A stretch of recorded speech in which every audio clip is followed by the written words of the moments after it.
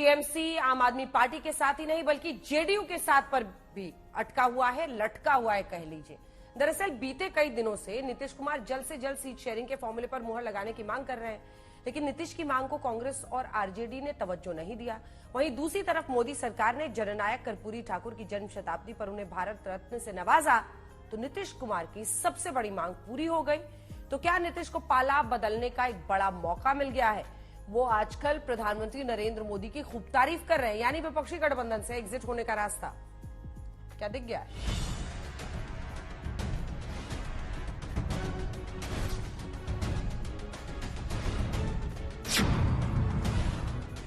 बिहार की राजनीति में ये दूरी क्या कहती है? आज भारत रत्न कर्पूरी ठाकुर की जन्म शताब्दी पर आरजेडी ने अपना कार्यक्रम किया और जेडीयू ने अपना अलग। ये तब है जब दोनों महागठबंधन का हिस्सा है, बिहार में साथ साथ सरकार चला रहे हैं, लेकिन कर्पूरी ठाकुर की विरासत पर अपना अपना दावा ठोक रहे हैं। खुद को कर्पूरी ठाकुर की राजनीतिक विरासत का वारिस बता रहे हैं। सबसे पहले लालू यादव को सुनिए। और यही नारा ऐसे लोगों ने ही पुकार हम लोग कि ठाकुर तेरे अरमानों को दिल्ली तक पहुंचाएंगे, ठाकुर तेरे अरमानों को दिल्ली तक पहुंचाएंगे।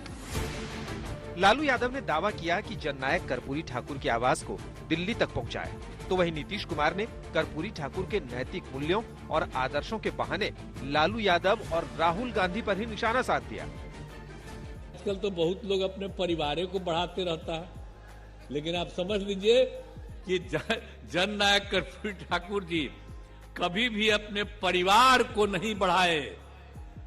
और एक ही बात जान लीजिए कि जननायक कर्पूरी ठाकुर जी से ही सीख करके हमने भी अपने किसी परिवार को आज तक नहीं बढ़ाया है, यह पक्का जान लीजिए।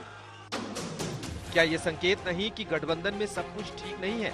नीतीश कुमार ने कर्पूरी ठाकुर का पाठ याद दिलाया, यही बताया कि राजनीति में कर्पूरी ठाकुर वंशवाद के खिलाफ थे, जीते जी कभी अपने परिवार को राजनीति में आगे नहीं बढ़ाया। ठीक ऐसे ही नीतीश कुमार ने भी अपने परिवार को राजनीति से दूर रखा।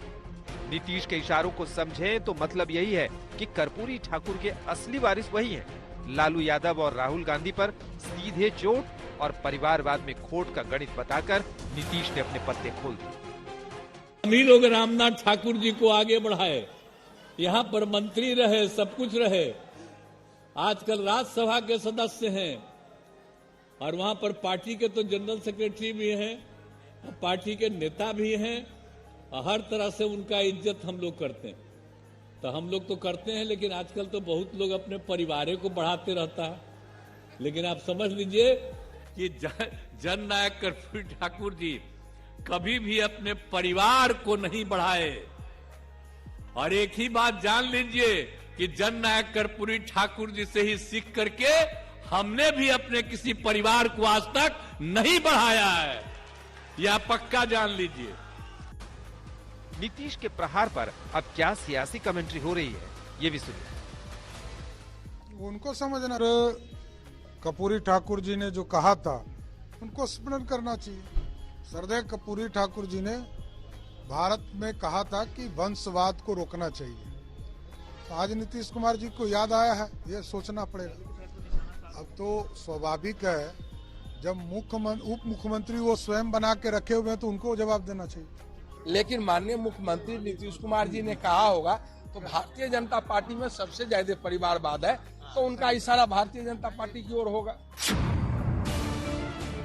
अब इसे समझिए, ये दूरी क्या कहती है। वैसे तो नीतीश कुमार हमेशा डिप्टी सीएम तेजस्वी यादव के साथ नजर आते हैं, हर कार्यक्रम में तेजस्वी यादव को साथ लेकर चलते हैं। लेकिन बीते दिनों जब नीतीश कुमार अचानक राजभवन पहुंचे, महामहिम से मुलाकात की, तो तेजस्वी यादव साथ नहीं थे।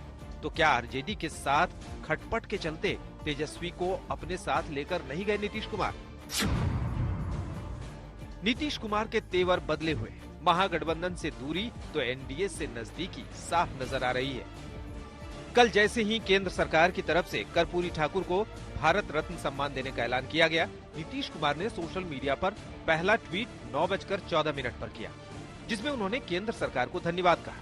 1 घंटे 36 मिनट बाद वो पहला संदेश डिलीट हो जाता है। दूसरे संदेश में केंद्र सरकार की जगह सीधे पीएम मोदी को धन्यवाद ज्ञापन देते हैं। पहले सोशल मीडिया पर धन्यवाद कहा और फिर आज मंच से प्रधानमंत्री मोदी को धन्यवाद दिया।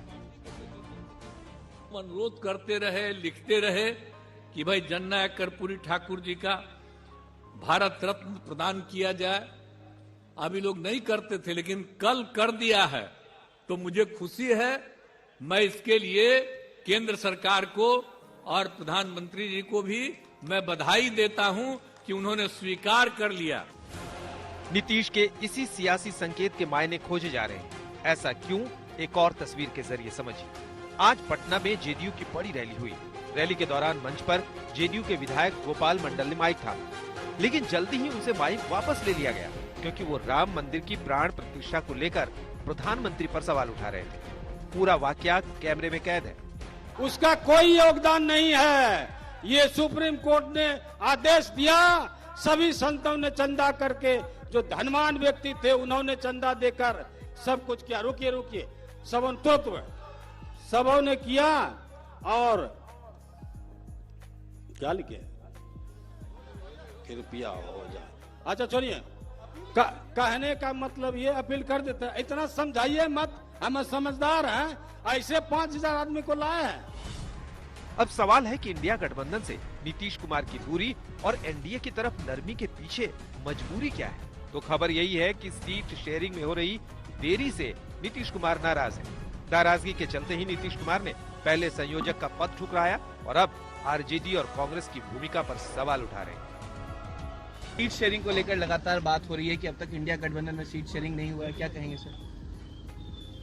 इतना जल्दी हो जाता है, सब हो रहा है। रैली होनी चाहिए, मैनिफेस्टो बनना चाहिए, कार्यकर्ता मीटिंग होनी चाहिए। भारतीय जनता पार्टी की जो बढ़त है उसको हम गंभीरता से लेते हैं, नीतीश कुमार जी भी कह चुके हैं। और अब बगैर कोई समय गवाए हमें संयुक्त रूप से एक्ट करना चाहिए। हम एनडीए में रहे हैं, हमें भाजपा की बढ़ी हुई ताकत और उनके सवालों की प्रखरता का एहसास है। जिस तरह से उन्होंने अपना कैंपेन शुरू किया।